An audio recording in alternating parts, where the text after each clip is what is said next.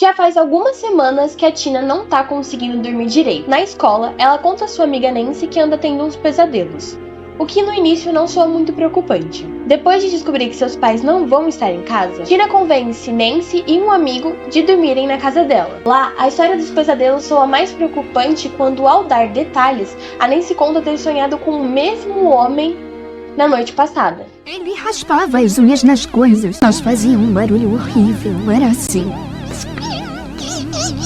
Nancy.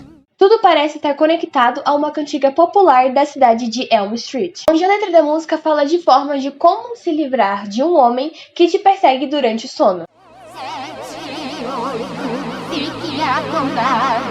A festa tá divertida, mas é aí que eles escutam um barulho estranho vindo do fundo do quintal. Mas podem ficar tranquilos, porque era só um amigo da Tina, o Rod. Aparentemente eles são bem íntimos. Bom, eu e a Tina temos umas coisas pra acertar. Depois de resolver os problemas de casal de uma forma saudável, Isso é covardia. a Tina cai no sono. Mas ela logo acorda ouvindo alguém chamar o nome dela. Ela segue essa voz até a parte de fora de casa. Trajeto esse que ela faz descalço. Olha, eu não vou entrar no assunto de higiene de novo, mas isso me estressa muito, porque tipo, como que ela tem a capacidade de ir na rua, nesse estado, descalço? Tem lodo por todos os lados, ratos passam por ali, é o terror de qualquer dona de casa. Mas, para o meu alívio e aparentemente o desespero da Tina, não são só as bactérias que estão atrás dela, mas também o homem com chapéu e lâminas nas mãos. O Rod acorda com os gritos desesperadores da Tina, que tá sendo arrastada pelo teto por alguma entidade invisível. Pelo menos há quem vê a olho nu, já que nos pesadelos da Tina ela consegue ver com detalhes o rosto do assassino. A Nancy e o colega dela correm pro quarto da Tina, já que eles estão ouvindo os gritos. Mas quando eles finalmente conseguem abrir a porta do quarto, a Tina tá no chão coberta de sangue e a janela tá aberta. Aparentemente o Rod saiu correndo.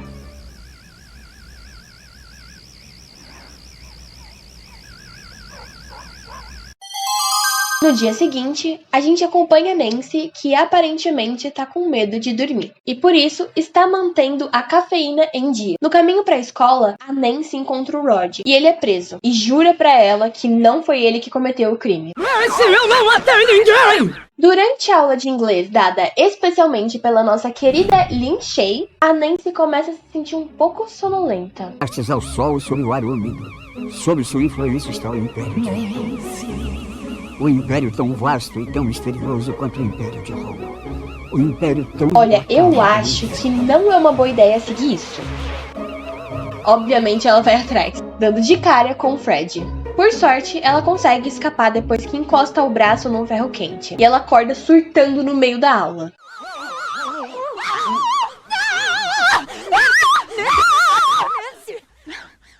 É então que ela decide visitar o Rod na cadeia. E lá ela descobre que ele também vem tendo pesadelos com o mesmo cara. Era como se tivessem 4 navalhas cortando ao mesmo tempo. Tudo isso é muito assustador. É melhor voltar pra casa, tomar um banho. O dia hoje foi cheio. E somando as noites mal dormidas, a Nancy tá um caco. Um caco que dorme na banheira. Nancy. Lembra do amigo da Tina que ficou na casa dela junto com a Nancy? Então, o nome dele é Glenn e ele é o namorado da Nancy. O Glenn aparece no quarto dela e ela pede pra que ele vigie ela enquanto ela dorme e que ele acorde ela caso perceba que ela está tendo um pesadelo. E quero que fique como um tipo de guarda, tá? Tá bem? Tá. Nem todo homem, mas sempre um. A Nancy encontra o Fred nos seus pesadelos e começa a gritar desesperadamente chamando o Glenn.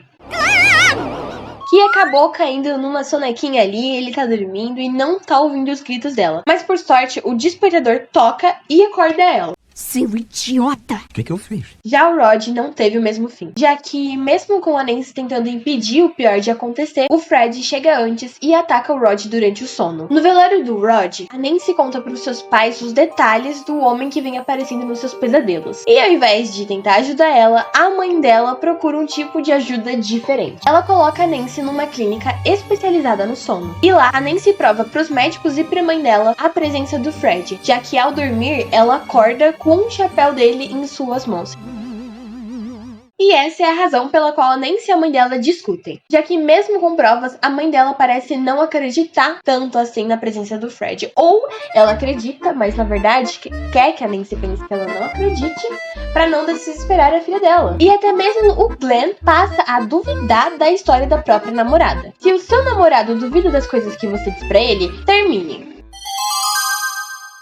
Quando a Nancy volta pra casa, a mãe dela decide que vai revelar toda a verdade sobre o Fred. Era o assassino imundo de crianças que matou pelo menos 20 garotos da vizinhança. Eles o colocaram na cadeia. Alguém esqueceu de assinar o mandado de busca e Kruger foi libertado rapidinho. E o que foi que fez, mãe? Assim como a Justiça do Brasil, mesmo depois de ter feito o que fez, Fred foi solto. E assim, os pais decidiram que eles mesmos fariam justiça com as próprias mãos. Eles cercaram o Fred numa caldeira e atearam fogo nele, ainda vivo, e ficaram assistindo a sua morte. E melhor do que isso, a mãe da Nancy guarda até hoje a luva usada por Fred durante os atos. Naquela noite, a Nancy conta pro Glenn que sabe quem é o assassino e pede ajuda pra conseguir pegar ele. Ela planeja trazer o Fred pro mundo real e dar uma porrada nele. Faça o que fizer.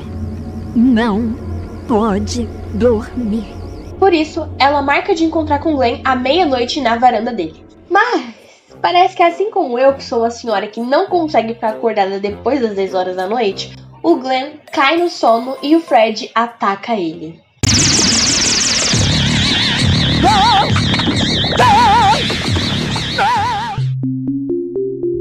A Nancy não tem nem tempo de sofrer o luto, já que ela cria outro plano. Ela liga pro seu pai, que tá investigando o caso do Glenn, e pede para que ele vá na casa dela daqui 20 minutos. Mas, apesar de concordar com o combinado da sua filha, o pai dela parece não tá levando isso tão a sério, e pede para que outro policial vigie a casa de Nancy, que a propósito é do outro lado da rua. É então que o plano B começa. A Nancy espalha armadilhas por toda a casa e dorme. Em seus sonhos, ela tem outro pesadelo com Fred, e ela consegue trazer ele pro mundo real.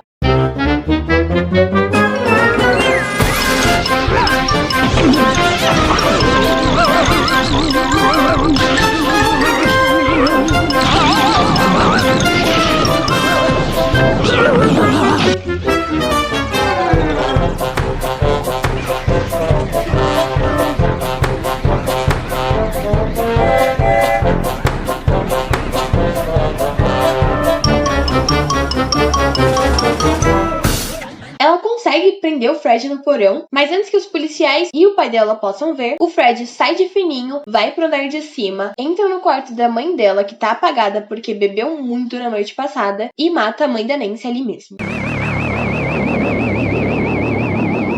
Quando a Nancy vê o corpo da mãe dela desaparecendo, ela recobre a consciência e se lembra das palavras que Glenn tinha dito pra ela. Agora você vai morrer. É tarde demais, Kruger.